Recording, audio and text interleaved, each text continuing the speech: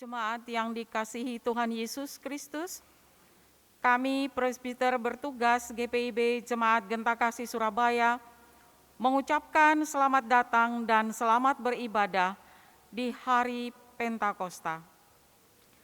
Dalam ibadah ini akan dilaksanakan ibadah pembukaan kegiatan bulan pelayanan dan kesaksian GPIB tahun 2022.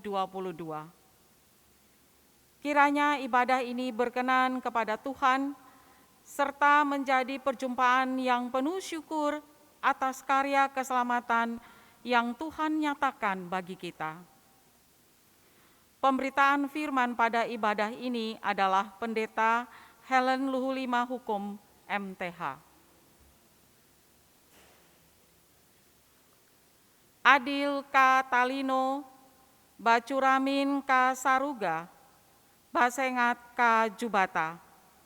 Demikianlah salah satu prinsip hidup orang Dayak yang berarti adil terhadap sesama, bercermin ke surga bernafaskan Tuhan. Prinsip ini tidak hanya sekedar sebuah semboyan yang diserukan para tokoh masyarakat setiap kali mengawali pidatonya, melainkan juga memiliki makna filosofis yang kuat. Adil terhadap sesama berarti menjaga keharmonisan relasi dengan sesama manusia. Bercermin ke surga artinya memiliki pandangan hidup pada surga sebagai representasi suasana yang damai dan indah.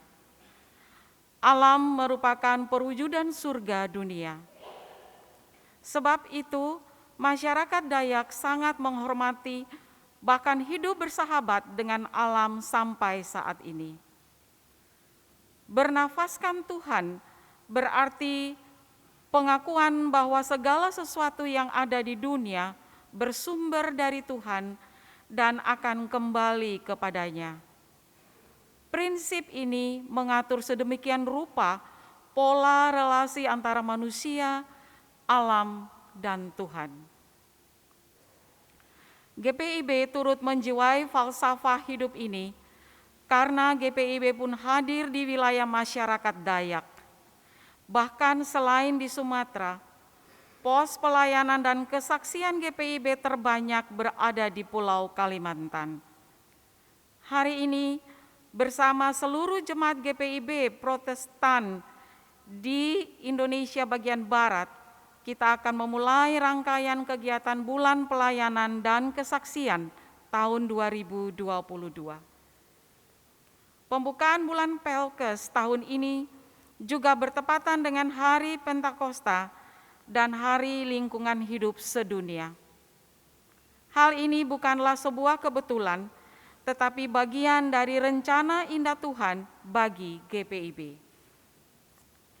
Hari ini kita diajak untuk mengingat bahwa semua orang percaya diberikan kuasa Roh Kudus untuk menjadi saksi Kristus yang setia sekalipun syarat tantangan.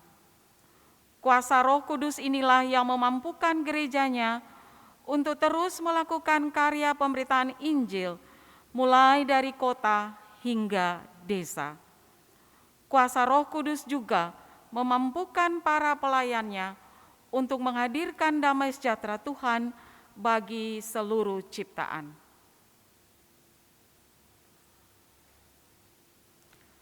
Jemaat Tuhan, mari berdiri sebagai tanda syukur kita menyambut firman Tuhan yang hadir di tengah persekutuan ini.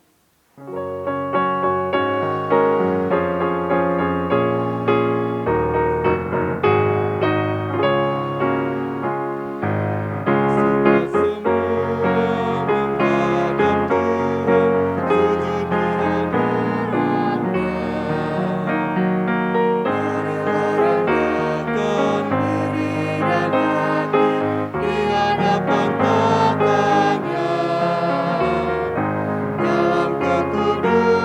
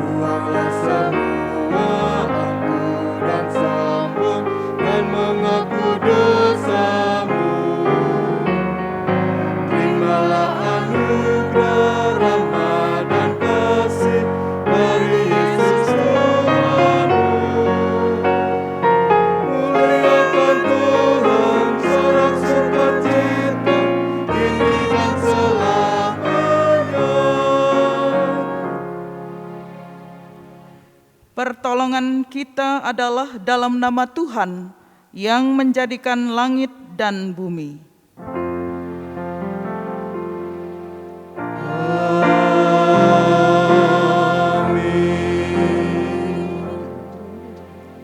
Jemaat Tuhan, nas pembimbing kita pada hari ini terambil dari Kisah Para Rasul 1 ayat 8, demikian firman Tuhan. Tetapi kamu akan menerima kuasa kalau Roh Kudus turun ke atas kamu, dan kamu akan menjadi saksiku di Yerusalem dan di seluruh Yudea dan Samaria dan sampai ke ujung bumi. Demikian nas pembimbing, terimalah salam, kasih karunia dan damai sejahtera dari Allah Bapa kita dan dari Tuhan Yesus Kristus menyertai kamu.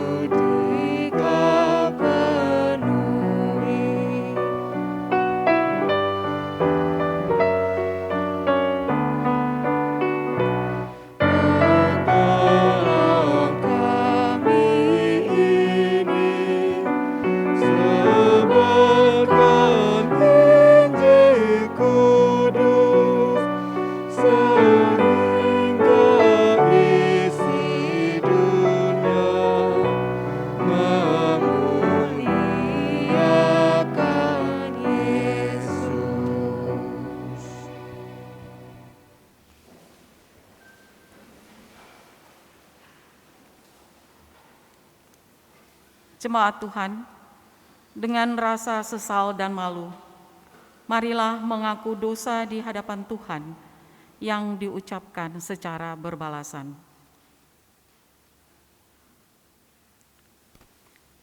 Ya Allah, sumber segala karunia, kami mengaku di hadapan-Mu bahwa kami salah dan berdosa.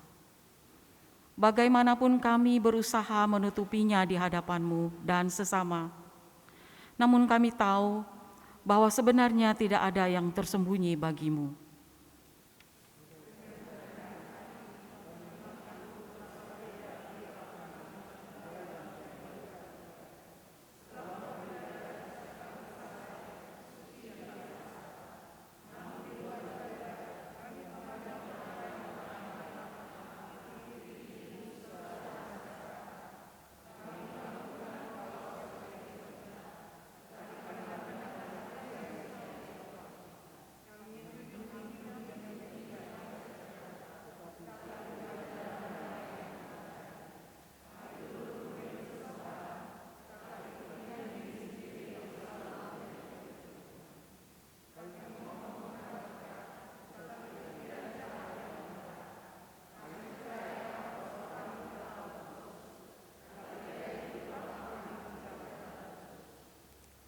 Dalam kiprah pelayanan dan kesaksian pun kami masih sering pandang muka untuk menyatakan kasih.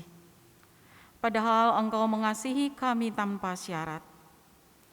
Semangat pelayanan kami hanya sebatas pembangunan gereja secara material. Kami tidak sepenuhnya menjiwai tugas panggilan kami sebagai saksi-Mu sampai pelosok-pelosok bumi. Bahkan kami enggan menghargai dan memelihara lingkungan hidup anugerah Tuhan. Akhirnya, kehadiran kami pun menjadi batu sandungan. Ya Tuhan, sumber segala karunia, ampunilah kami. Roh-Mu yang kudus kiranya terus menyadarkan dan membarui hidup kami. Roh-Mu yang kudus kiranya selalu membisikkan kedamaian dan harapan di tengah gumul dan juang hidup ini.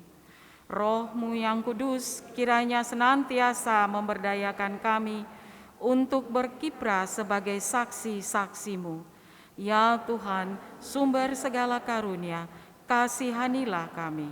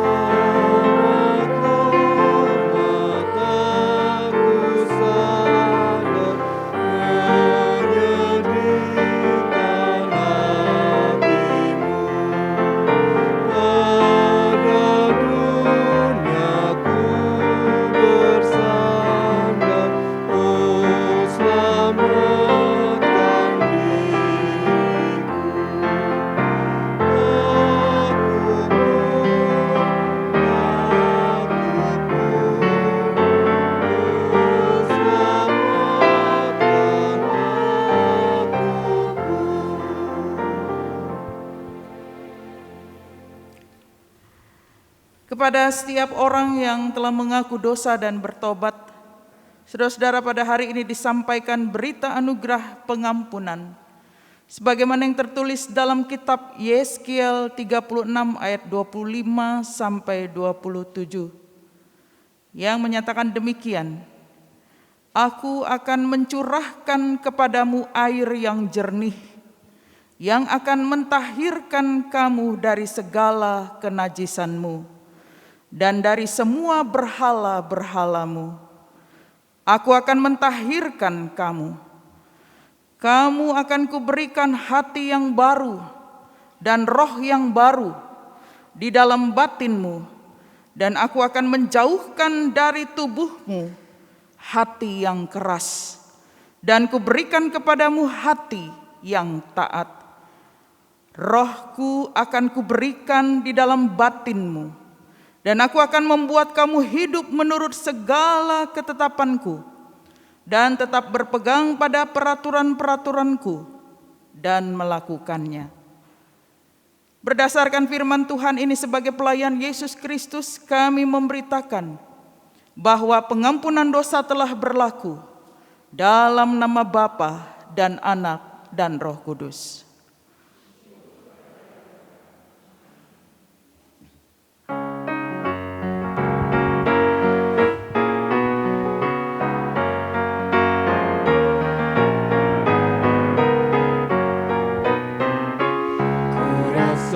Nyala api dalam hatiku, diberikan oleh Yesus Tuhanku. Kesadaran menyucikan jiwaku, bahagia memenuhi hidupku. Api Roh Kudus ubah jiwaku, bercahaya di dalam hidupku. Haleluya, bergema bagi Yesus Rajaku, ku rasakan nyala akan teguhku.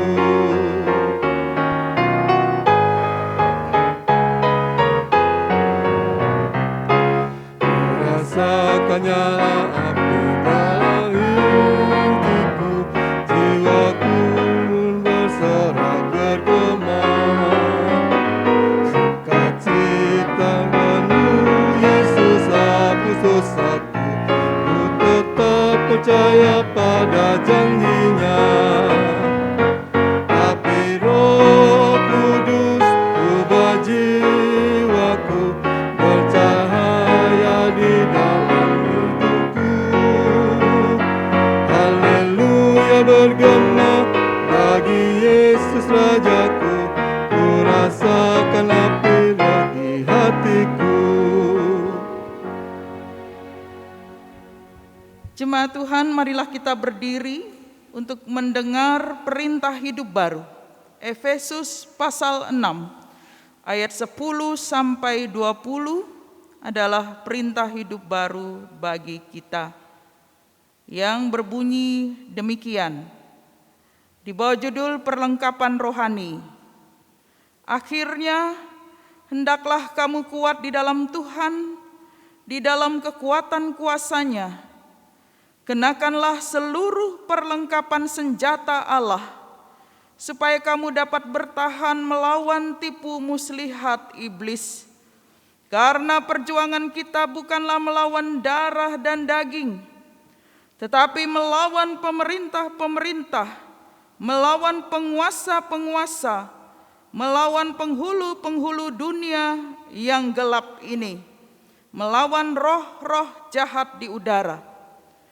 Sebab itu ambillah seluruh perlengkapan senjata Allah, supaya kamu dapat mengadakan perlawanan pada hari yang jahat itu dan tetap berdiri sesudah kamu menyelesaikan segala sesuatu.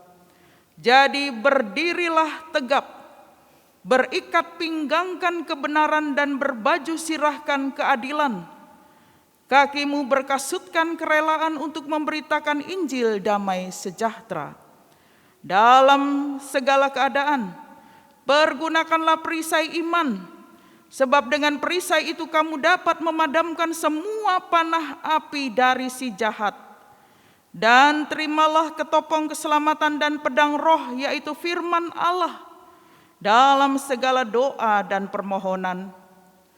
Berdoalah setiap waktu di dalam roh, dan berjaga-jagalah di dalam doamu itu dengan permohonan yang tak putus-putusnya untuk segala orang kudus, juga untuk aku, supaya kepadaku jika aku membuka mulutku dikaruniakan perkataan yang benar, agar dengan keberanian aku memberitakan rahasia Injil yang kulayani sebagai utusan yang dipenjarakan.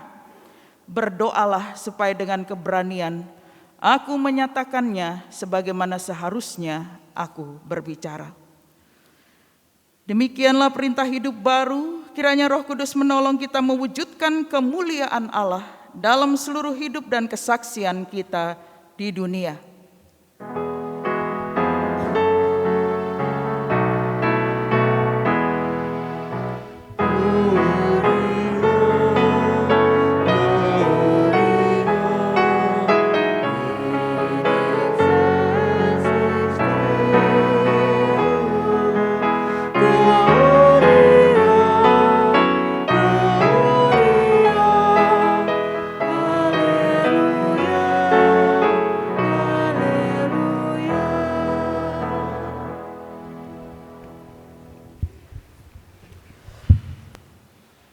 Kita dengarkan kesaksian pujian sebelum pemberitaan firman Tuhan disampaikan. Kolintang Anak Genta Kasih akan mempersembahkan pujiannya. Tuhan memberkati.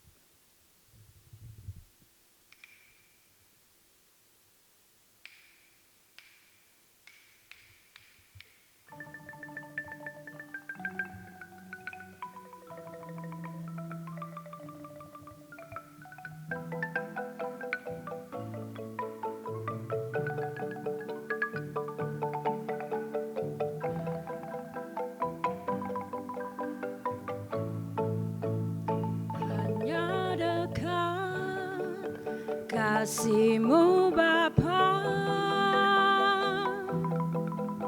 jiwaku pun tentram. Engkau menerimaku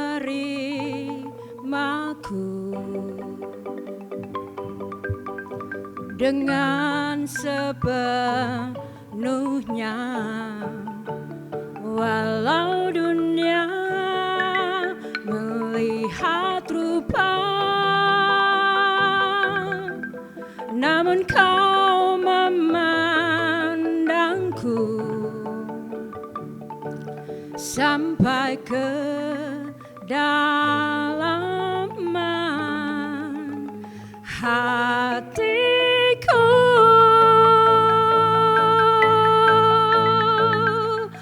Tuhan, inilah yang ku tahu, Kau mengenal hatiku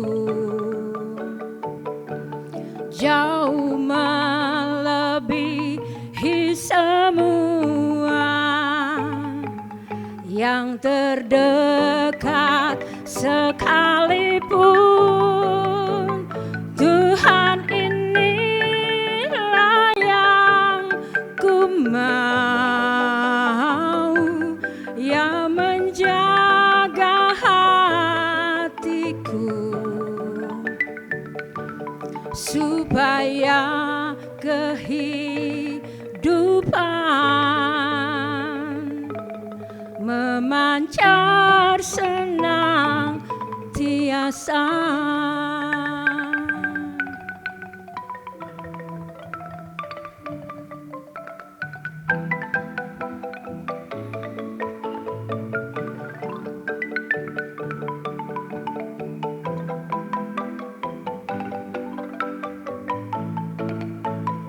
Hanya dekat kasih-Mu Bapa,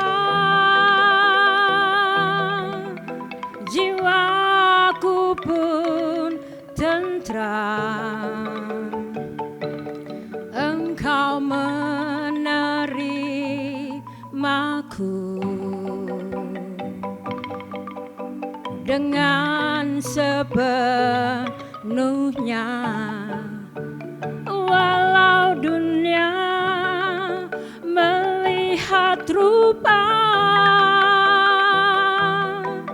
namun Kau memandangku sampai ke dalaman hatiku.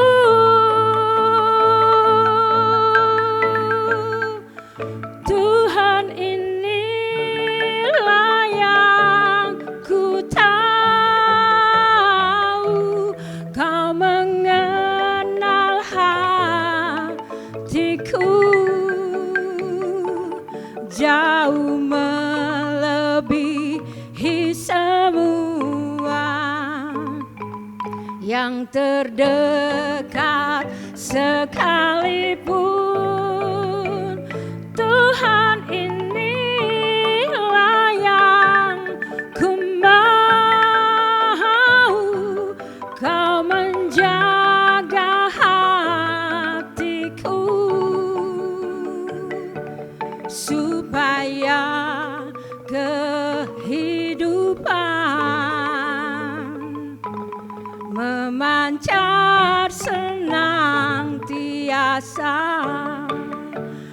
Tuhan, inilah yang ku mau, Kau menjaga hatiku supaya kehidupan memancar senang tiasa,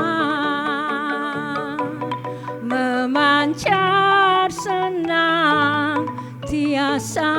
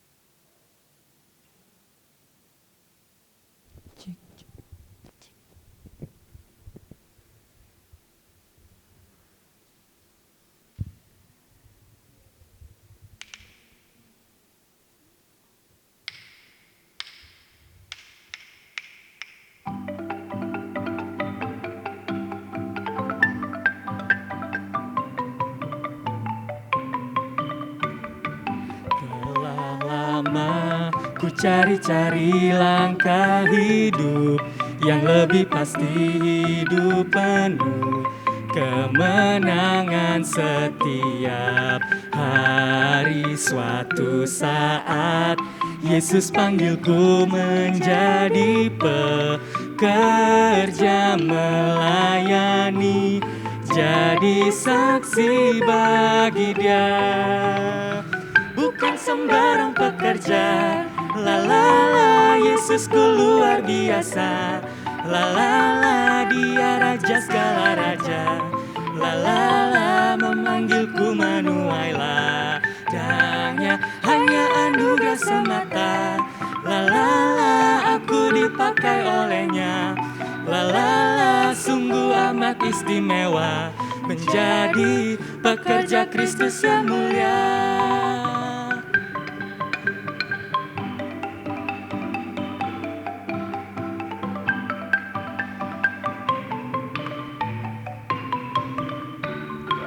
Telah lama ku cari-cari langkah hidup yang lebih pasti, hidup penuh kemenangan setiap hari. Suatu saat Yesus panggilku menjadi pekerja, melayani, jadi saksi bagi Dia. Bukan sembarang pekerja, la la la, Yesusku luar biasa. La la la, Dia raja segala raja. La la la, memanggilku menuai ladangnya, hanya anugerah semata. La la la, aku dipakai olehnya. La la la, sungguh amat istimewa, menjadi pekerja Kristus yang mulia. Hanya anugerah semata. La la la, aku dipakai olehnya. La la la, sungguh amat istimewa, menjadi pekerja Kristus yang mulia. Sungguh amat istimewa, menjadi pekerja Kristus yang mulia.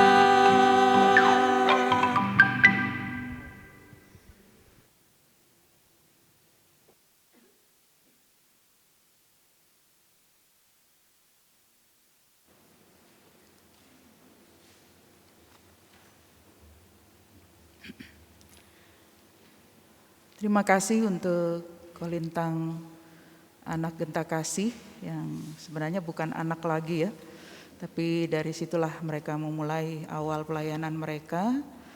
Untuk 2 pujian yang disampaikan kiranya memberkati kita sekalian.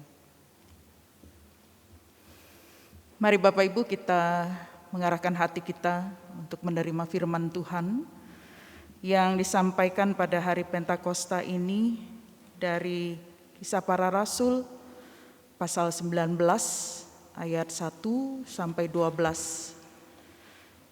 Kisah Para Rasul 19 ayat 1 sampai 12.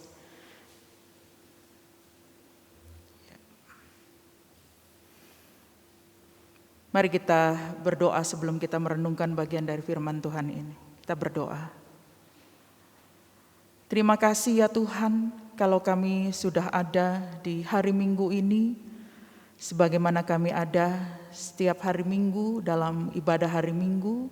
Secara khusus hari ini adalah hari Pentakosta, ketika kami kembali mengingat rayakan pencurahan Roh Kudus atas para murid, dan selanjutnya para rasul dan pekabar Injil untuk menjala jiwa,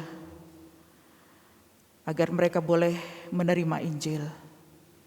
Terima kasih Tuhan, kami bersyukur atas penyertaan Tuhan. Kami semua ada dalam persekutuan ini yang boleh kami memuji, memuliakan akan nama Tuhan, dan juga sebentar lagi akan menerima firman Tuhan. Arahkanlah seluruh kehidupan kami pada firman-Mu. Sebab firman-Mu adalah pelita bagi seluruh langkah kami dan suluh bagi jalan kami. Berikanlah Roh Kudus berkuasa atas kami sepenuhnya, baik kami yang menerima firman Tuhan ini dan juga bagi yang menyampaikannya, agar kami semua boleh memahami betapa pentingnya peranan Roh Kudus itu di dalam seluruh kehidupan kami hari lepas hari. Ini kami Bapa, anak-anak-Mu telah membuka hati dan pikiran, berfirmanlah bagi kami semua. Demi Yesus Kristus kami naikkan doa kami ini. Amin. Jemaat, marilah berdiri untuk mendengar firman Tuhan yang dibacakan dari Alkitab. Haleluya.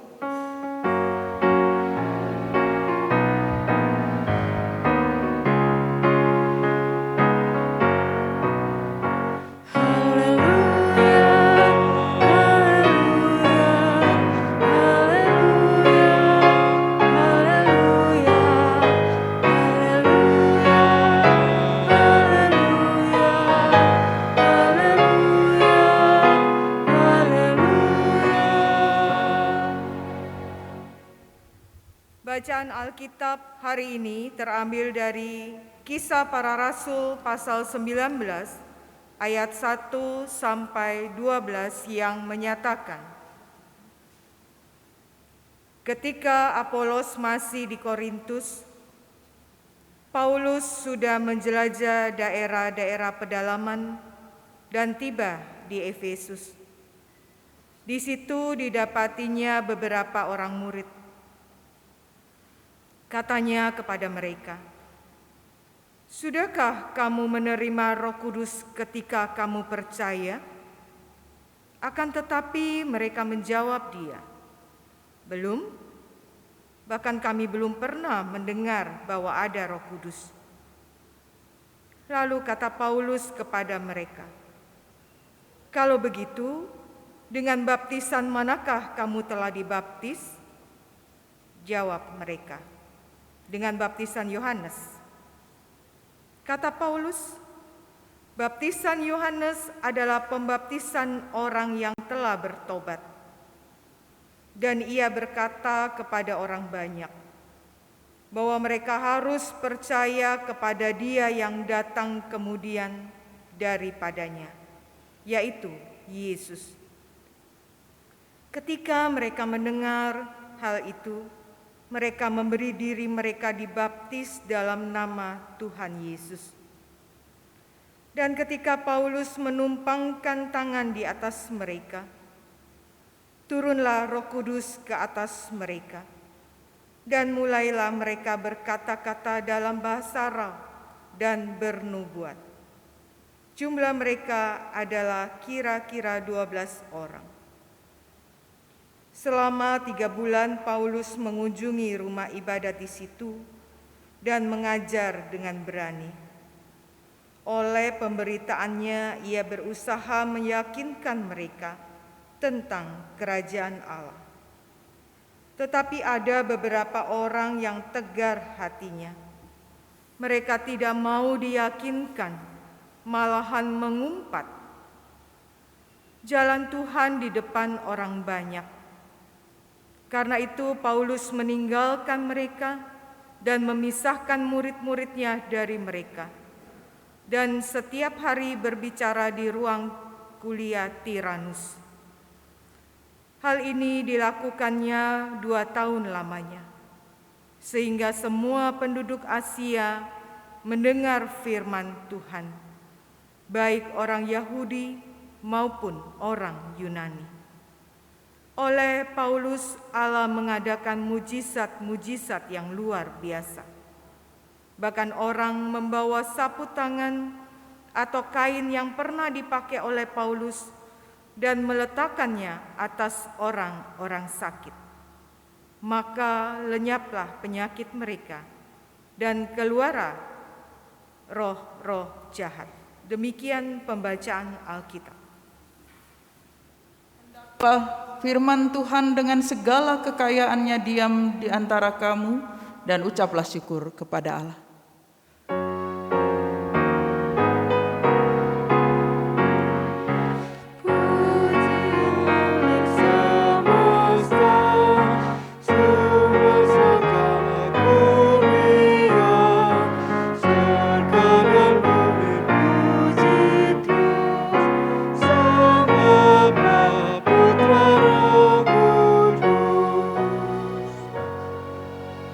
Silakan duduk, saudara-saudara. Selamat hari Minggu. Ya, selamat pagi bagi kita sekalian. Bapak, Ibu, saudara-saudara yang Tuhan Yesus berkati dan kasihi. Pada hari ini, hari Minggu, di mana kita semua merayakan yang dinamakan pencurahan Roh Kudus turun kepada murid-murid dari Allah Bapa sendiri di dalam Yesus Kristus. Sebuah pertanyaan bagi kita sekalian, apakah pencurahan Roh Kudus itu baru dicurahkan atas para murid? Apakah sebelumnya tidak ada? yang kita kenal sebagai Roh Kudus? Tentunya jawabannya adalah tidak seperti itu. Karena sejak dunia ini diciptakan dari Roh Allah sendiri. Tidak mungkin alam semesta ini bergerak sendiri. Lalu kemudian ada begitu banyak yang diciptakan Allah yang namanya makhluk hidup. Ya, semua adalah semesta yang lahir dari Roh Allah sendiri. Mereka tidak terjadi secara kebetulan. Teori-teori tentu boleh banyak muncul yang secara ilmiah menyatakan bahwa kejadian daripada alam semesta ini dan dunia itu ada masanya dengan urutannya tersendiri. Tentunya tanpa melibatkan Allah tidak seperti itu. Karena kita baca dari Alkitab, kitab Kejadian, Allah sendiri yang menciptakan segala sesuatu. Semuanya tidak berjalan sendiri, tapi dalam tuntunan Allah, dalam penyertaan Allah, dalam kekuasaan Allah, maka semua berjalan dengan baik dan harmonis. Sehingga Bapak Ibu, kita boleh simpulkan bahwa Roh Allah itu sudah ada sejak dulu. Terutama menguasai hati dan pikiran daripada manusia itu sendiri.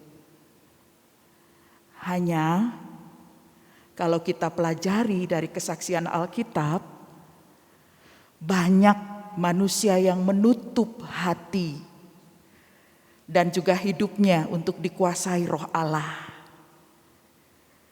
Bahasa Alkitabiah menyatakan mereka memberontak, mereka menolak Allah, dan mereka tidak setia serta taat. Sehingga yang menguasai manusia itu adalah roh mereka sendiri, yang tentunya sangat terbatas, tidak berdaya apa-apa. Walaupun kita tahu manusia diciptakan lebih mulia daripada makhluk hidup yang lainnya, karena diberikan kehendak bebas, diciptakan serupa dan segambar dengan Allah dan memiliki sifat-sifat ilahi. Nah, itulah Bapak Ibu Saudara yang kita pahami. Dan kalau kita hari ini kembali merayakan, mengingat kembali apa yang terjadi pada murid-murid sebelum ditugaskan mengabarkan Injil ke seluruh dunia, maka pencurahan Roh Kudus ini menjadi suatu yang sangat istimewa. Suatu babak baru bagi para murid dan juga para rasul untuk mengabarkan Injil. Bahwa pencurahan Roh Kudus yang kalau kita lihat dari Kisah Para Rasul pada pasalnya yang pertama, saudara-saudara, setelah Yesus naik terangkat ke sorga, dan kemudian Pentakosta di pasal yang kedua, disitulah para murid secara khusus diberikan keberanian dan juga kemampuan. Kalau hanya keberanian saja yang diberikan ya Bapak Ibu ya, tentunya tidak mudah untuk mengabarkan Injil sampai ke seluruh dunia. Bertemu dengan orang-orang baru yang sama sekali tidak tahu apa bahasa ibu kita, karena mereka punya bahasa ibu juga. Jadi selain keberanian, Allah mengaruniakan kemampuan bagi para rasul ini tidak melalui kursus bahasa. Kalau kita ingin pergi misalnya studi lanjut ke Belanda begitu ya, atau ke Swiss, Prancis, Jerman, memang pengantar secara internasional adalah bahasa Inggris, tapi paling tidak kita harus mengenal bahasa ibu dari tempat di mana kita studi lanjut. supaya memudahkan kita untuk berinteraksi. Karena kita toh tidak hanya di kampus, tapi kita hidup di masyarakat. Nah, inilah yang kita peringati kembali. Keberanian diberikan, kemampuan untuk melayani juga diberikan dari Allah. Artinya bahwa pelayanan itu tidak dijalankan sendiri oleh mereka, tetapi ya, Allah sendiri yang menuntun, Allah sendiri yang turut ambil bagian dari apa yang dijalankan oleh para murid ini. Walaupun tentu konsekuensinya Bapak Ibu Saudara, kita boleh lihat bahwa ternyata menjadi pekabar Injil itu tidak mudah. Dia bertarung nyawa. Karena banyak orang yang tidak mau menerima Injil, cenderung untuk menolak, bahkan kemudian dengan tindakan kriminal, ya, kekerasan. Dan itu semua dialami oleh para rasul dan para murid juga, semua martir. Nah, kembali lagi Bapak Ibu Saudara, dalam bacaan kita pada hari ini, khususnya di pasal 19 ketika Paulus di Efesus, demikian juga saudara-saudara, Paulus adalah seorang yang baru saja percaya gitu, menerima Yesus Kristus ya. Kalau sudah mengenal sih sudah sangat paham. Paulus tahu siapa itu Yesus, tahu persis ajaran Yesus itu seperti apa, tapi karena hatinya masih ditutupi oleh ya roh manusia ya. Kita punya roh juga, kita punya hikmat juga, tapi sifatnya manusiawi, lemah.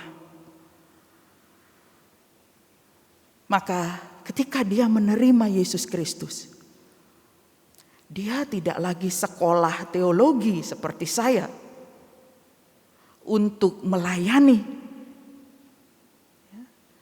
Dia tidak lagi secara spesifik belajar tentang Injil di sebuah lembaga pendidikan, karena pada waktu itu memang tidak ada.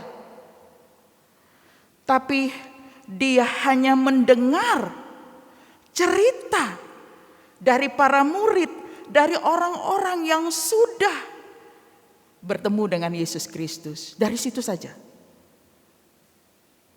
Lalu kemudian yang kedua adalah pengalaman imannya sendiri yang dia pahami, kembali dia renungkan, maka itulah yang menjadi bekal pelayanan. Ya, jadi walaupun dia adalah seorang yang hebat di komunitasnya ya, karena dia adalah seorang ya termasuk rabi lah begitu ya, dia itu dikatakan adalah seorang yang brilian, di atasnya jenius, pintar, smart, cerdas, hebat. Tapi ketika dia bertemu dengan Yesus, dia melihat itu semua nothing, tidak ada apa-apanya. Dia kembali ke nol, titik baliknya. Belajar lagi dari cerita-cerita yang dia dengar tentang Yesus. Yesus yang mengajarkan ajaran-ajaran yang benar-benar menyejukkan hati, yang sebelumnya tidak pernah ada, yang kalaupun memang ada, kembali diluruskan oleh Yesus esensinya, kedalamannya. Karena pada dasarnya ketika Allah memberikan hukum Taurat kepada umatnya, sebenarnya itu berasal dari Allah sendiri, hanya disalah ya, gunakan. Ada hal yang kemudian diputarbalikkan di situ menurut manusia itu sendiri yang memahami Taurat. Nah, itu diluruskan kembali oleh Yesus esensinya, kedalamannya, maknanya.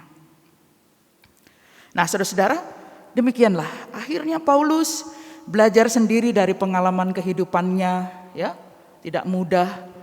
Tapi setelah dia menjadi pekabar Injil, saudara-saudara, kita bisa melihat di sini, kalau kita lihat juga pasal-pasal sebelumnya, maka Paulus menjadi sosok yang begitu paham tentang apa yang dimaksudkan oleh Allah di dalam Yesus Kristus.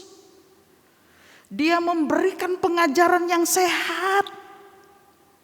Dia tidak bertumpu pada kepentingannya sendiri, tetapi bagaimana dia terus mengacu dan merujuk pada apa yang dikehendaki oleh Yesus.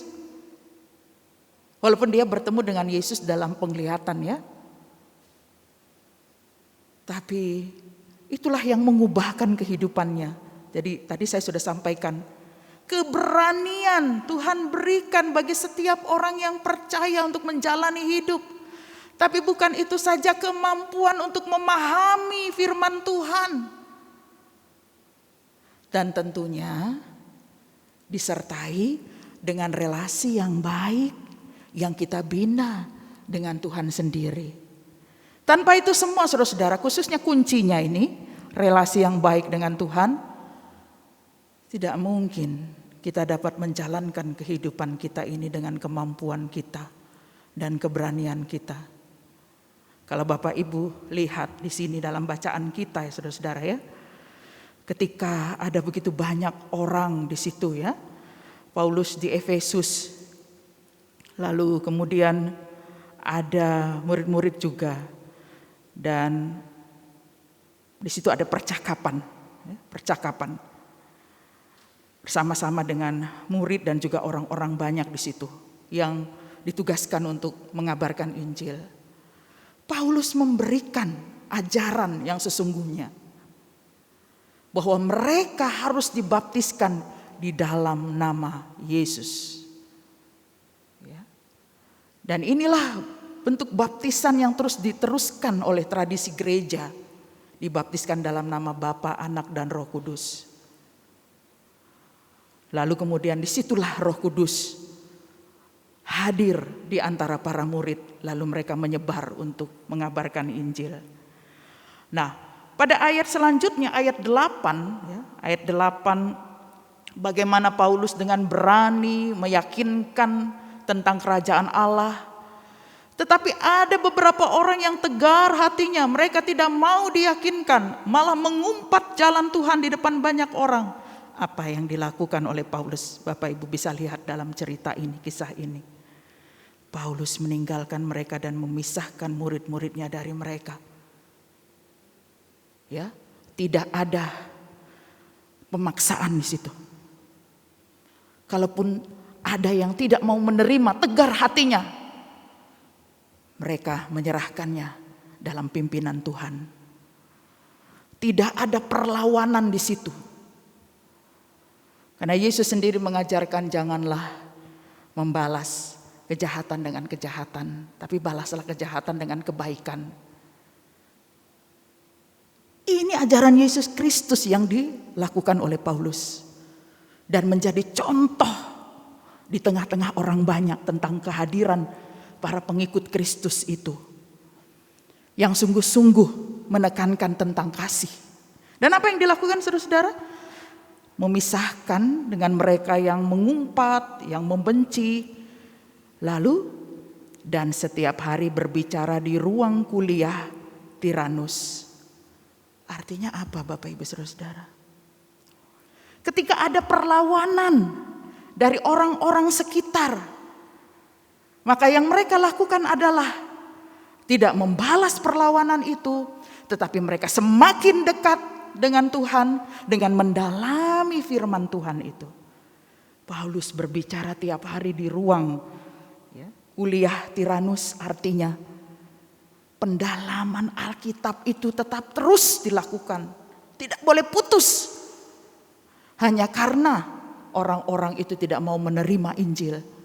Tapi mereka terus mendalami Alkitab itu, terus bertekun di dalam doa. Maka disitulah sumber kekuatan mereka yang sebenarnya. Mereka semakin belajar tentang Injil, semakin mereka dilengkapi oleh buah-buah roh yang lahir dari Injil itu. Dan disitulah kekuatan mereka untuk kembali lagi menghadapi dunia yang tidak sepenuhnya menerima mereka. Ini kuncinya Bapak Ibu Saudara-saudara. bagaimana relasi dengan Tuhan itu harus terus diperkuat. Karena disitulah sumber kekuatan. Bukan hanya bagi para murid tetapi juga bagi kita. Di dalam kehidupan ini.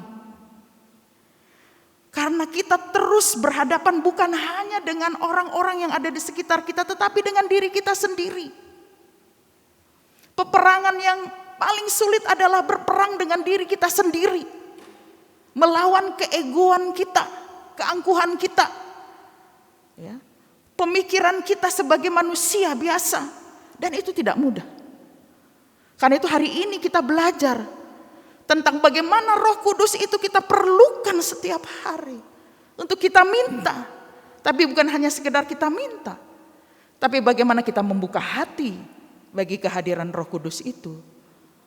Sehingga kita boleh digunakan menjadi alat bagi Tuhan. Untuk dunia ini. Itu yang kita pelajari pada hari ini saudara-saudara. Dari kisah ini. Karena itu Bapak Ibu Saudara-saudara, mari kita memahami. Gereja adalah persekutuan orang percaya. Yang mengakui Yesus Kristus. Bahwa Dia adalah Tuhan yang memimpin kita. Tanpa pimpinan Roh Kudus maka gereja akan menjadi mati. Dan ini berlaku dalam setiap kita sebagai pribadi. Kita pelajari bahwa Roh Kudus itu roh kebenaran. Bukan roh yang bersaksi dusta.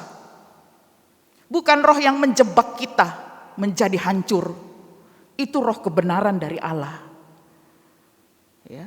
Dia hadir untuk membenarkan kehidupan kita yang salah ini. Ya. Jadi Roh Kudus itu tidak dapat kita batasi atau kita halangi, tidak. Karena itu roh yang berasal dari Tuhan dan roh kebenaran itu akan terus ya, menguasai setiap orang percaya yang mau membuka hati. Kalau tidak mau membuka hati, Roh Kudus tetap berkuasa ya. Roh Kudus tetap berproses sampai pada waktu hari Tuhan. Ya sama seperti Paulus. Sebelumnya kan dia adalah seorang yang menolak Yesus.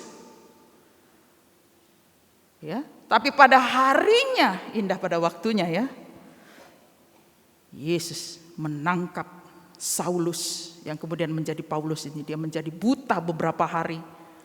Sampai akhirnya dia mendengar suara Yesus sendiri datang. Ya.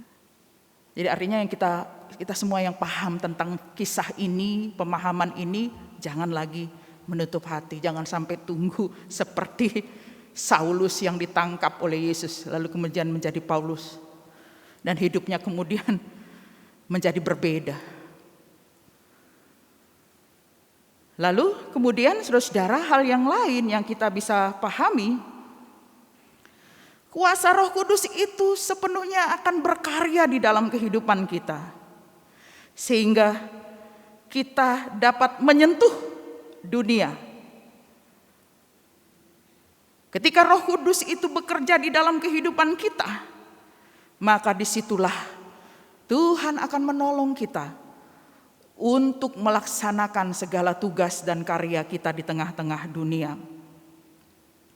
Sehingga apa yang kita lakukan saudara-saudara, sesungguhnya semua itu bermuara pada kemuliaan Tuhan. Kita tahu cerita tentang Paulus, ya. Ketika dia harus diadili, ditangkap, maka disitulah Tuhan memberikan kepadanya kemampuan untuk bersaksi. Sampai kemudian di dalam, kalau kita lihat cerita tentang Paulus ini Bapak Ibu di Mahkamah Pengadilan Agama ya. Bagaimana kemudian dia bisa membungkamkan orang-orang di situ. Yang akhirnya kemudian walaupun dia harus dipenjara, mereka tidak bisa menemukan kesalahan Paulus. Sebenarnya sama dengan Yesus.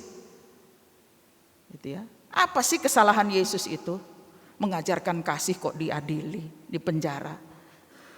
Dan saudara-saudara masih banyak juga manusia-manusia di dalam dunia ini saudara-saudara. Yang kemudian ya, harus terpenjara karena apa? Apa yang dilakukannya benar. Banyak tokoh-tokoh kemanusiaan ya. yang sampai kemudian akhirnya meninggal dunia, tapi namanya tetap ada, menjadi inspirasi bagaimana setiap orang tuh harus berjuang untuk kemanusiaan, bukan untuk dirinya sendiri. Dia harus menjadi sama yang adil. Dia harus bercermin pada dirinya sendiri siapakah dia, dan melakukan kebenaran-kebenaran di dalam dunia ini. Roh Kudus akan memampukan siapa saja, tidak peduli apakah dia percaya pada Yesus Kristus atau tidak. Akan berjuang dalam diri seseorang untuk menegakkan keadilan dan hukum. Nah, ada cerita di Bapak Ibu di Nepal ya. Nepal itu di satu negara yang 90% mayoritas agamanya adalah Buddha ya, kalau tidak salah ya. Negara ini sangat keras. Jadi kalau ada warga negaranya yang masuk Kristen ya, atau keyakinan yang lain, itu ada undang-undangnya Bapak Ibu, harus dipenjara. Atau menerima cambuk berapa kali gitu, dan denda sekian ratus juta ya kalau dirupiahkan. Keras sekali. Karena kalau pindah agama itu artinya dia menentang hukum di Nepal. Nah, ada sebuah kisah ya yang diceritakan kemudian dan lain sebagainya. Ada beberapa orang yang mau masuk Kristen. Dia pergi ke pendeta. Pak pendeta, kami mau masuk Kristen. Pak pendeta bilang, aduh tolong dulu lihat, baca dulu. Undang-undangnya ada, nanti kalian dipenjara. Kalau tidak salah 3-5 tahun begitu ya. Itu kalau melakukan konversi itu perpindahan agama. Karena sistem agama mereka itu sangat mengikat begitu. Ya. Enggak salah Hindu atau Buddha lah agamanya itu ya. Ya, jadi kalau pindah agama harus mau masuk penjara. Lalu beberapa orang ini katakan, enggak apa-apa Pak Pendeta, tolong baptis kami. Habis ini kami langsung menyerahkan diri untuk dipenjara, tidak apa-apa. Kami menerimanya, yang penting kami mau ikut Yesus. Walaupun menderita, dan benar dipenjara. Gitu ya. Dan ketika mereka itu didatangi lagi sama pendetanya, lalu orang-orang ini katakan begini, Pak Pendeta jangan doakan kami untuk cepat-cepat bebas dari penjara ini. Doakan kami biar kuat, bisa bersaksi. Dan di sini tempat kami untuk lebih mendalami Yesus. Saya tidak tahu apakah cerita ini benar atau tidak, tapi itulah gambaran kehidupan kita sebagai orang-orang Kristen. Penuh dengan konsekuensinya. Ya, penuh dengan konsekuensi kita harus berhadapan dengan dunia yang menolak Yesus ini. Dan sampai kemudian akhir dilepaskan ya mereka bersyukur ya. Karena yang utama adalah bukan mereka melepaskan keyakinan lama, karena memang keyakinan lama menurut mereka itu sangat mengakar gitu loh. Sistem kastanya, apanya, ritualnya. Mereka katakan bukan itu. Tapi kami mau menjadi manusia baru di dalam Yesus Kristus dan kami percaya bahwa keselamatan itu datang dari Yesus Kristus. Dan kalau ini memang upah dari apa yang harus kami terima dalam mengikut Yesus, kami terima. Nah, saudara-saudara, inilah yang terjadi. Dan sekali lagi firman Tuhan yang akan kita bawa pulang ini, mari kita sungguh-sungguh berpaut pada Tuhan. Ya, selalulah miliki hubungan yang baik dengan Tuhan, tapi jangan hanya sekedar percaya saja Bapak Ibu. Kalau sekedar hanya percaya saja semua orang juga bisa. Semua orang juga bisa punya kalung salib.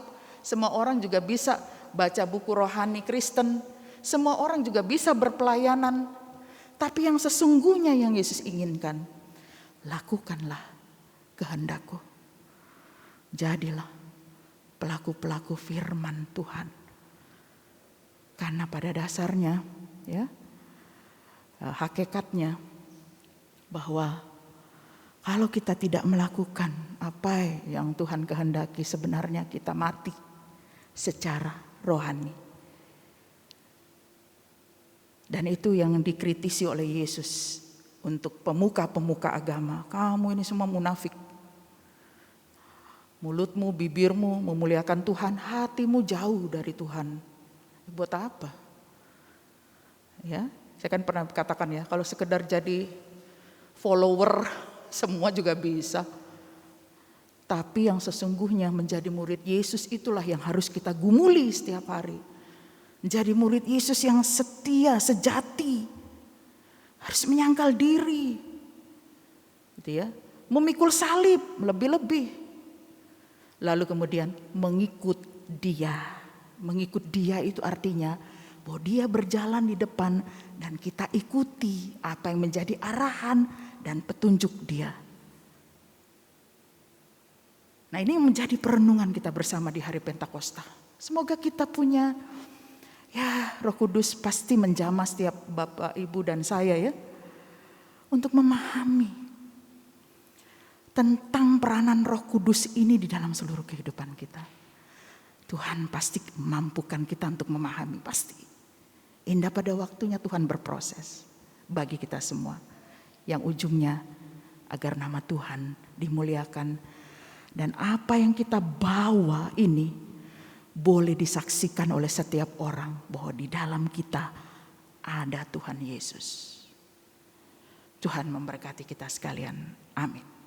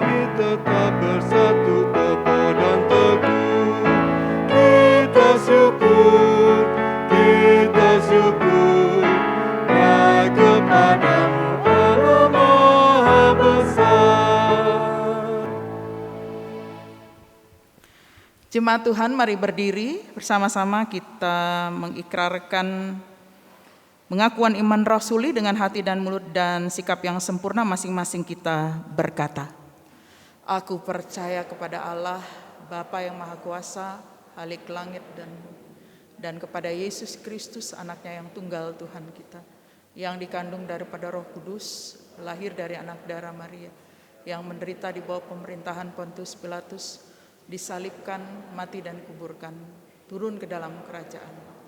Pada hari yang ketiga bangkit pula dari antara orang mati, naik ke sorga, duduk di sebelah kanan Allah, Bapa yang Maha Kuasa, dan akan datang dari sana untuk menghakimi orang yang hidup dan yang mati.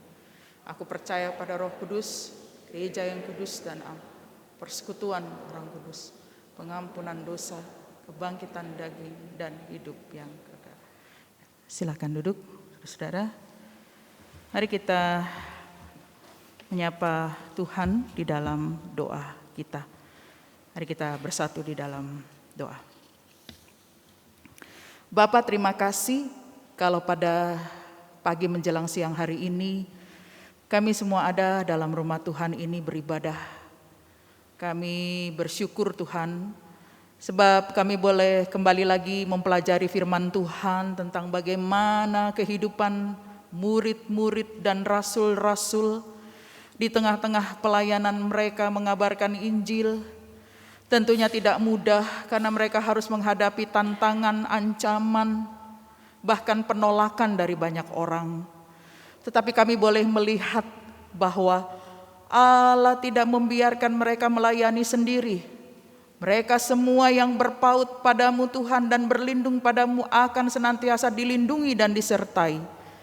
Apalagi bila mereka mau membuka hati untuk melakukan firman-Mu. Biarlah ini boleh menjadi pelajaran penting bagi kami yang merayakan kembali hari Pentakosta bersama dengan seluruh umat Kristen di seluruh dunia. Sehingga kami tidak hanya memahami tentang apa itu Pentakosta, tapi lebih daripada itu ya Tuhan, kami boleh memaknainya bahwa peranan Roh Kudus sangat luar biasa bagi hidup setiap orang yang percaya kepada Yesus Kristus. Karena itu kami mau belajar untuk membuka hati dalam setiap tantangan apapun, dalam situasi dan kondisi apapun yang harus kami hadapi, untuk tidak meninggalkan Tuhan, tapi tetap terus ada dalam persekutuan bersama-sama dengan Tuhan dan di tengah-tengah keluarga. Senantiasa mengundang Tuhan Yesus hadir di tengah-tengah kehidupan kami secara pribadi dan juga keluarga, bahkan persekutuan, dan dimanapun kami berada. Agar disitulah kami boleh kuat menghadapi dunia yang menolak Engkau Tuhan. Bahkan kami kuat menapaki panggilan dan pengutusan kami dengan tantangan yang Tuhan izinkan. Bukan untuk membuat kami lemah, tapi justru membuat kami kuat di dalam Tuhan. Karena berjalan bersama-sama dengan Tuhan adalah bagian yang terbaik dan terindah. Terima kasih Bapa, kami mau menyerahkan seluruh kehidupan keluarga kami. Lepas keluarga, Tuhan berkatilah dalam setiap pergumulan yang kami alami di tengah-tengah keluarga kami yang hanya Tuhan tahu. Kiranya hikmat, kekuatan, kesehatan boleh menjadi milik kami ya Bapa, dalam menjalani gumul dan juang kami masing-masing. Berkatilah pekerjaan kami masing-masing. Berkatilah pelayanan kami. Demikian juga berkatilah pendidikan anak-anak kami. Dan upaya serta usaha apapun Tuhan yang kami lakukan. Agar kiranya nama Tuhan boleh dimuliakan dalam setiap gerak dan layan kami. Pada kesempatan ini kami berdoa untuk perdamaian dunia, khususnya antara Rusia dan Ukraina yang terus bergejolak. Sudah begitu banyak orang yang menderita akibat perang. Setiap saat kami doakan ya Bapa. Kami percaya Engkau mendengar apa yang kami pohonkan, terutama saudara-saudara kami di sana. Hanya berikanlah kekuatan bagi kami. Kami percaya dalam rancangan dan rencana Tuhan akan mendatangkan hal yang terbaik bagi kedua negara ini dan seluruh dunia. Sehingga kami boleh menghormati setiap orang. Boleh terus mengupayakan perdamaian dimanapun kami berada. Karena hanya dalam hubungan yang harmonis dan indah dan penuh dengan perdamaian, kami boleh melanjutkan kehidupan kami ini dengan tenang. Khususnya juga di negara kami ya Tuhan, tolonglah agar para pemimpin negara kami dan juga mereka yang memangku jabatan sebagai pemerintah, mereka boleh diberikan hikmat Tuhan untuk tetap terus bekerja bagi kemajuan negeri kami. Dan kami boleh berharap bahwa Indonesia boleh diberkati oleh Tuhan. Kemuliaan-Mu boleh hadir di tengah-tengah bangsa kami, sehingga negara kami boleh aman, khususnya menyambut event-event yang akan kami sambut pada tahun 2024 dan juga seterusnya ya Tuhan, agar tidak terjadi pementingan kelompok atau diri sendiri yang membuahkan pertikaian di antara kami. Terima kasih Bapak, kami juga menyerahkan bencana alam yang terus terjadi di Indonesia. Demikian juga wabah penyakit COVID-19 yang belum usai. Tuhan topang semua mereka yang sakit, topang mereka semua yang menjadi korban bencana alam, agar mereka boleh memulihkan kondisi mereka Tuhan. Dan pastinya bahwa Tuhan akan mengutus duta-duta kemanusiaan untuk meringankan beban penderitaan sesama. Terima kasih Bapak. Kami juga berdoa untuk perkembangan gereja, proses pekabaran Injil di Indonesia maupun di seluruh dunia. Kiranya Tuhan memberkati mereka semua yang ada di garda terdepan untuk menyampaikan Injil. Demikian juga untuk para pendeta di pos-pos pelayanan kesaksian GPIB yang mana hari ini juga kami membukanya ya Tuhan dalam bulan Pelkes GPIB, Tuhan memberkati para pendeta muda agar mereka tetap terus tangguh, mereka tetap memiliki semangat sekalipun keterbatasan akan kehidupan tidak dipungkiri menjadi sebuah tantangan. Tapi biarlah itu tidak melemahkan semangat mereka untuk berkarya bagi sesama dan juga agar nama Tuhan dimuliakan. Kami berdoa ya Tuhan untuk semua pos-pos Pelkes, kiranya Tuhan memberkati dalam keterbatasan dana. Kiranya Tuhan juga menolong mereka dan kiranya perjumpaan Injil yang disampaikan mereka kepada para masyarakat di sana akan membuahkan hasil yang baik. Terima kasih Bapak, kami juga berdoa pada kesempatan ini untuk Departemen Pelkes GPIB agar mereka juga boleh tetap melaksanakan tugas-tugas mereka, menjalankan program-program yang telah disusun dan disahkan. Demikian juga ya Tuhan, pada kesempatan ini kami berdoa untuk pelayanan kami. Kiranya Tuhan memberkati pelayanan kami, para pelayan Tuhan yang dihadirkan di Jemaat Genta Kasih Surabaya, agar kami boleh bergandengan tangan bersama-sama ya Tuhan, untuk dapat melaksanakan tugas panggilan dan pengutusan ini Tuhan. Kami percaya juga kebutuhan pelayanan kami Tuhan akan cukupkan. Dan biarlah kami boleh terus sama-sama berpikir untuk apa yang dapat kami lakukan dan persembahkan yang terbaik untuk Tuhan. Terima kasih Bapak, pada kesempatan ini kami berdoa untuk jemaat Tuhan yang sakit.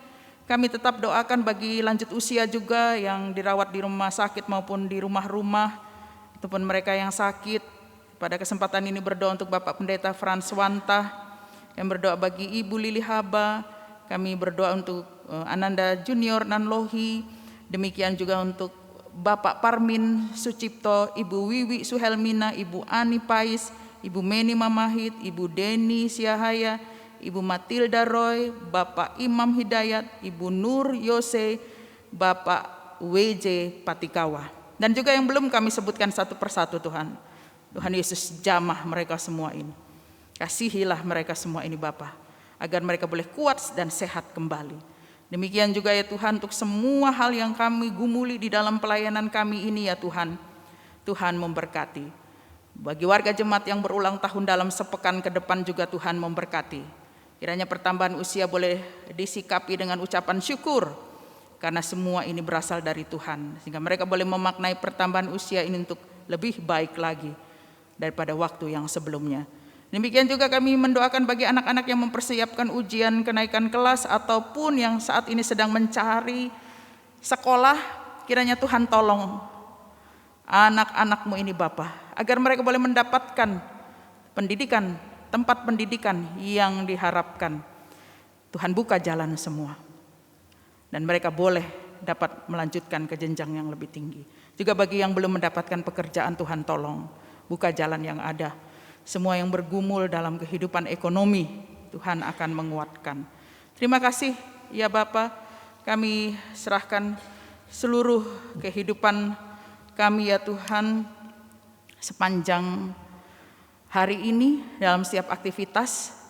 Kiranya Tuhan juga akan menyertai kami dalam perjalanan pulang setelah ini. Dan juga ya Tuhan, kami berdoa untuk sepekan yang baru yang di hadapan kami. Topanglah kami dalam kasih-Mu, berjalanlah bersama-sama dengan kami ya Tuhan. Jangan lepaskan genggaman tangan-Mu bagi kami, agar kami tidak merasa sendiri dalam kehidupan ini. Selalu ada Tuhan yang menunjukkan jalan yang baik bagi kami dan menuntun kami ke arah yang benar. Dan kami boleh menjadi saksi-saksi tentang kebaikan Tuhan itu di tengah-tengah kehidupan yang Kau karuniakan. Terima kasih ya Tuhan. Dalam pengasihan-Mu kami memohon. Peliharalah kami dalam kasih Yesus Kristus Tuhan dan Juru Selamat yang telah mengajar kami berdoa bersama-sama. Bapa kami yang di sorga, kuduskanlah nama-Mu. Datanglah kerajaan-Mu, jadilah kehendak-Mu di bumi seperti di sorga.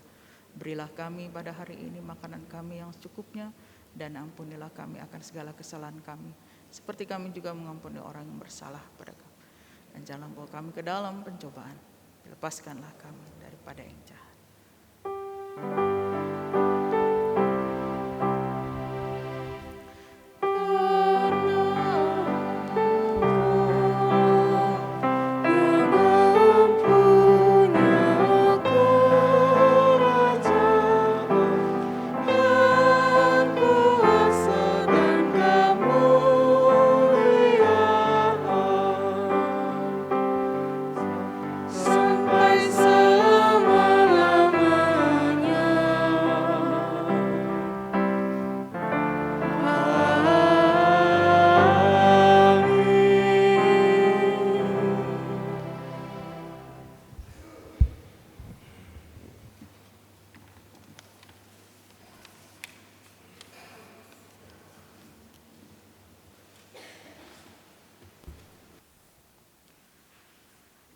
Jemaat, Tuhan telah menganugerahkan Roh-Nya yang kudus agar kita dimampukan untuk meneruskan kiprah-Nya dalam hidup kita masing-masing.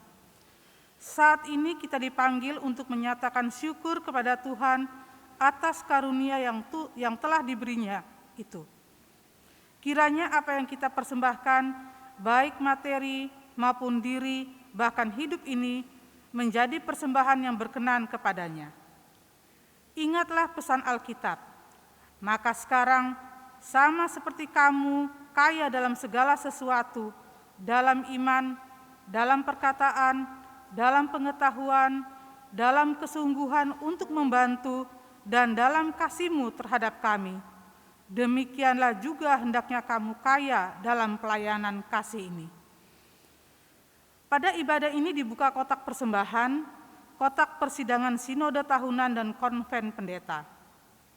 Bagi jemaat yang di rumah, persembahan dapat melalui scan QRIS yang tampil di layar, dapat ditransfer melalui rekening yang tertera di warta jemaat, dapat menyerahkan langsung ke kantor gereja pada setiap jam kerja, atau dapat juga disetor ke majelis sektor masing-masing. Tuhan memberkati saudara dan persembahan saudara.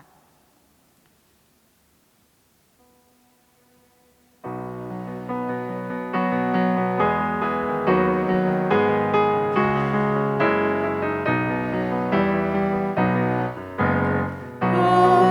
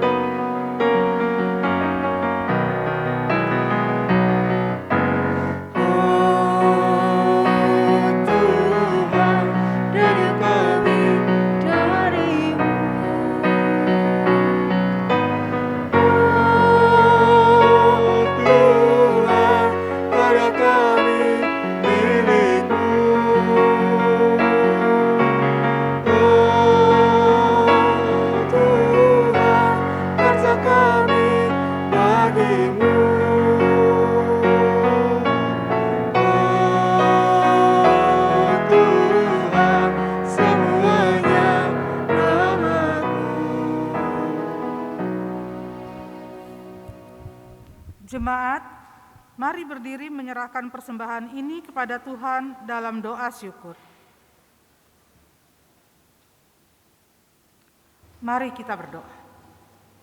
Ya Allah, sumber segala karunia, kami bersyukur karena karya kasih-Mu yang menyelamatkan kami di dalam Yesus Kristus. Kami percaya bahwa Engkau setia pada janji-Mu untuk memenuhi kami dengan kuasa dan karunia Roh Kudus, sehingga kami mampu bekerja dan memperoleh berbagai rezeki. Kepadamu saja kami mempersembahkan pemberian ini. Terimalah Tuhan, pakailah hidup, kerja dan pelayanan kami untuk mendukung dan menopang mereka yang membutuhkan, demi hormat dan kemuliaan nama Tuhan. Dalam nama Yesus kami berdoa. Amin. Jemaat silakan duduk.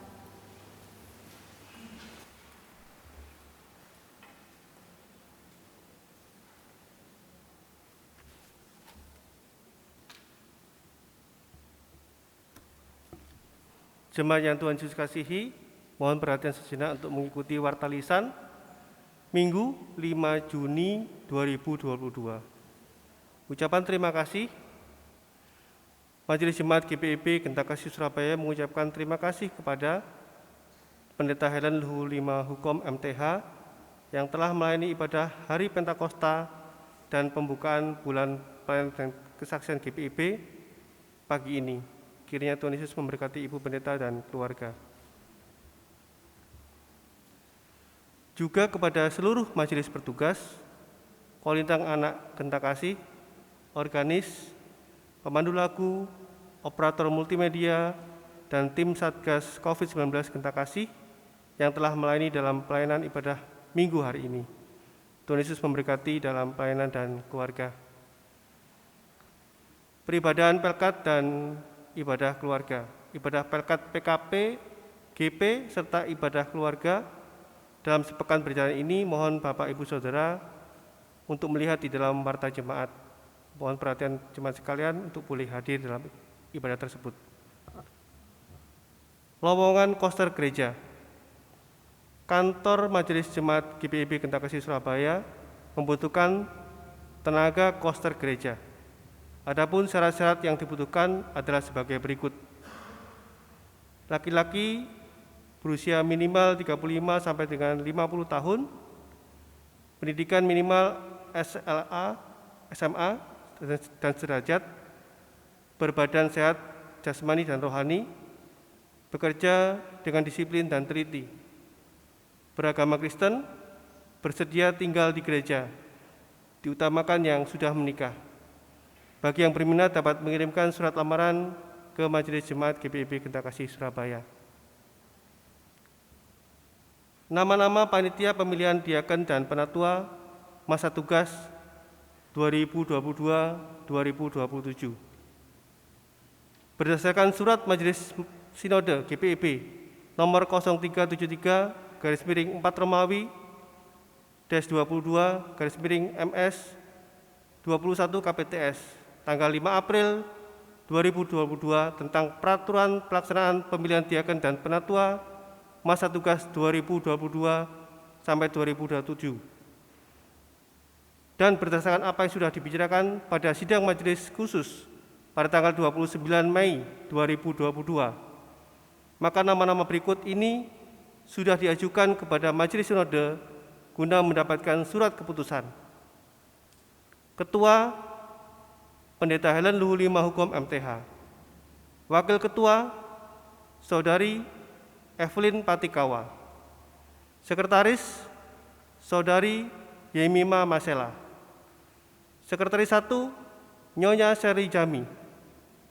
Bendahara Nyonya Maria Elizabeth Purwonugroho. Anggota Sektor Baru 1 Saudara Michael Masela. Saudari Ilona Titale. Saudari Heidi Tamtelahidu.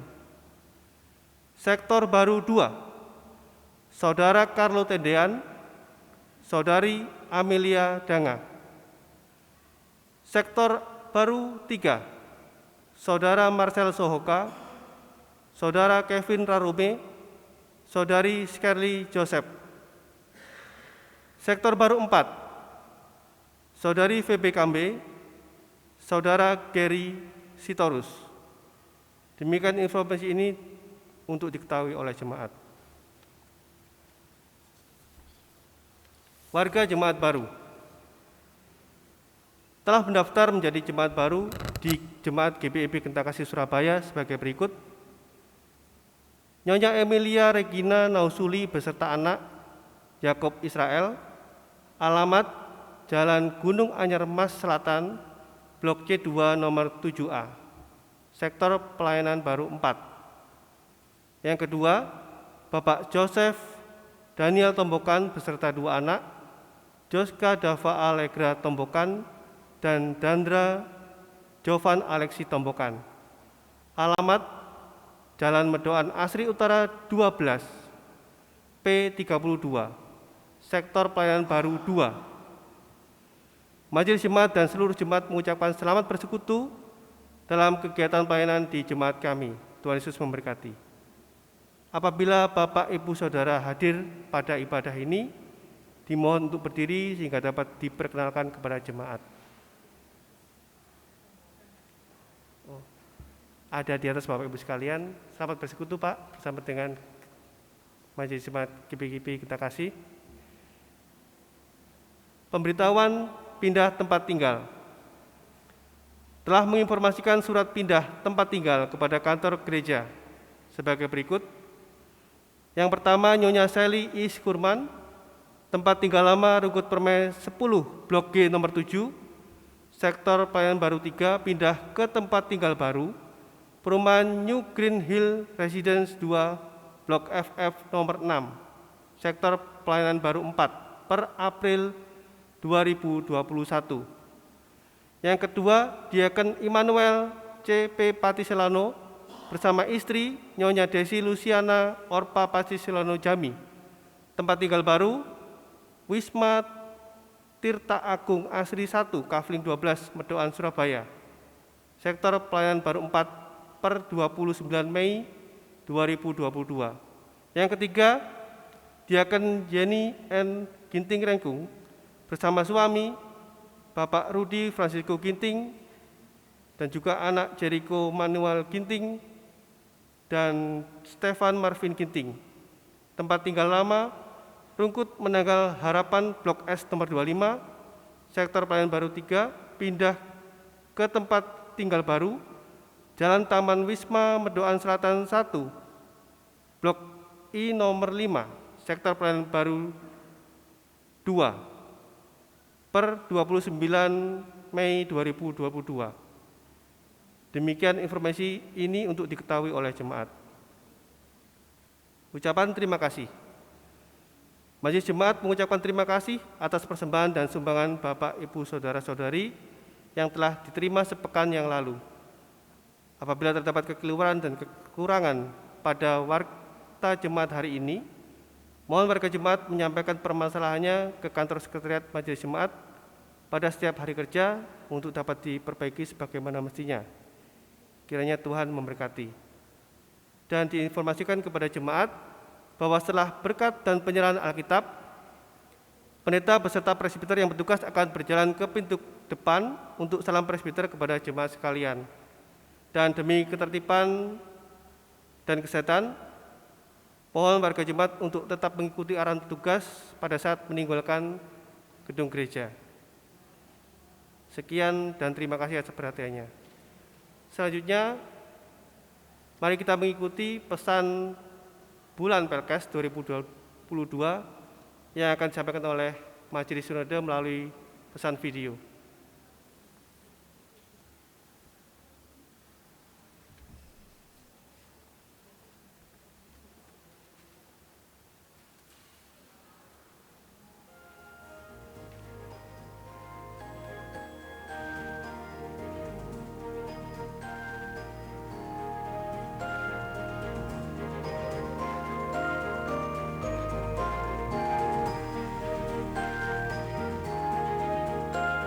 Salam sejahtera dan salam sehat bagi kita semua. Syukur pada Allah yang senantiasa menyertai pelayanan Gereja Protestan Indonesia bagian Barat di tengah-tengah dunia ini. Secara khusus di tanah air Indonesia yang kita cintai, di mana GPIB hadir baik yang ada di wilayah perkotaan sampai ke wilayah-wilayah pedesaan di Indonesia. Dalam upaya mewujudkan damai sejahtera bagi seluruh ciptaan, GPIB menjalankan panggilan dan pengutusannya di bidang pelayanan dan kesaksian dengan memperhatikan 3 hal, yaitu pengembangan pos-pos Pelkes menuju kepada kemandirian,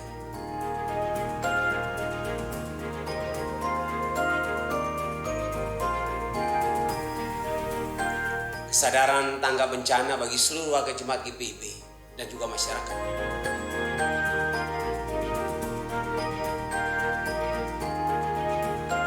juga pelayanan kepada masyarakat kota, industri. Pertama, dalam upaya pengembangan pos-pos Pelkes GPIB menuju kemandiriannya, maka pesan bulan Pelkes tahun ini menekankan pada sinergi bersama untuk menopang kemandirian tersebut.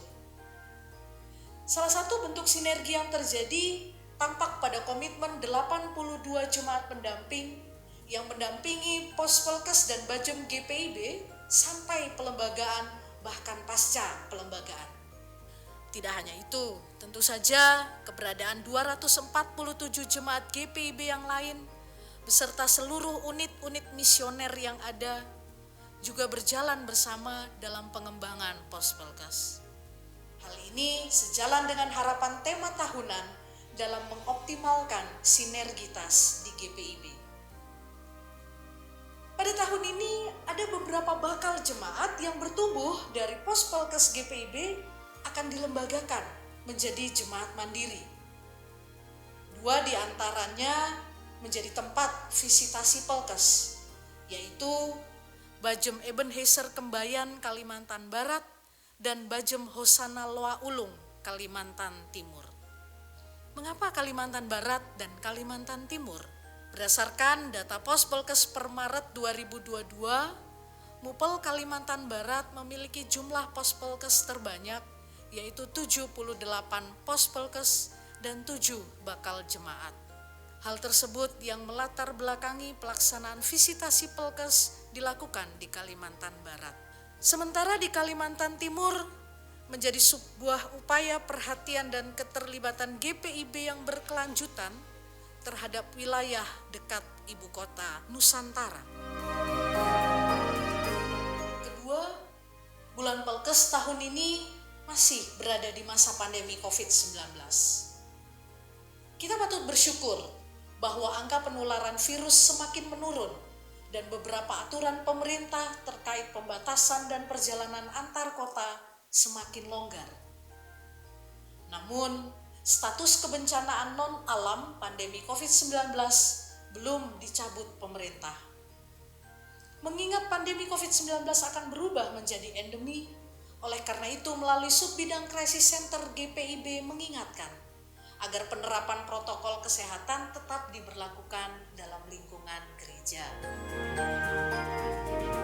Ketiga, pelayanan dan kesaksian GPIB juga berupaya menyentuh kaum marginal masyarakat kota industri.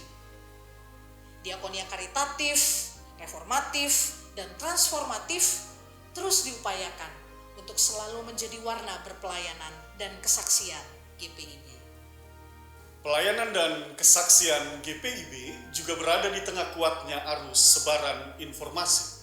Seiring perkembangan dunia digital, pada satu sisi, hal ini menjadi media informasi yang dapat memperlihatkan dan memperkenalkan kegiatan bidang pelayanan dan kesaksian. Sebagai contoh, tampilan visual kondisi pos-pos Pelkes GPIB, termasuk di dalamnya pendidikan anak-anak di pos Pelkes. Pada sisi lain, konteks budaya digital membutuhkan edukasi terkait etika dan etiket bermedia sosial. Adalah baik jika seluruh warga jemaat GPIB, baik di wilayah perkotaan maupun di pedesaan, dapat menggunakan media digital dengan bijaksana sebagai media warta kabar baik dalam berpelayanan. Pada akhirnya, Selamat berpelkes bagi seluruh warga jemaat GPIB. Mari kita saling menopang, yang kuat menopang yang lemah, dan kiranya diakonia juga terus menjadi nafas pelayanan kita. Tuhan Yesus memberkati untuk kita menjadi berkat bagi seluruh ciptaan.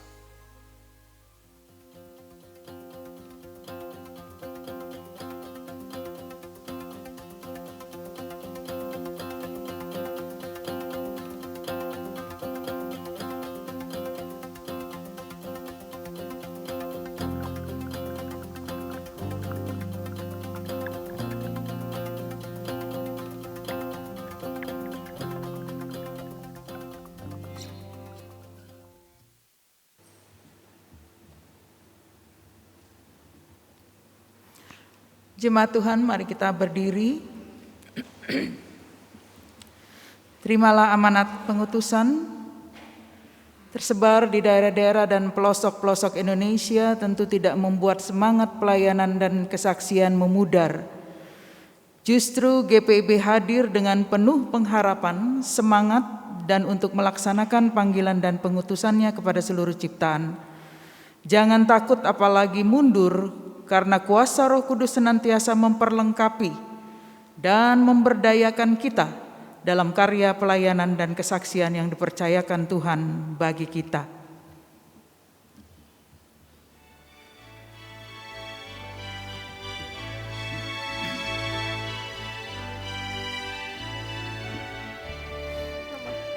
Janji Tuhan selalu digenapi, Dia utus Roh Kudus bagi kita, agar kita selalu dikuatkan, laksanakan amanat Tuhan Yesus. Mari kita bersaksi melayani, mewartakan berita keselamatan, agar dunia mengaku dan percaya Yesus Kristus Sang Juru Selamat dunia.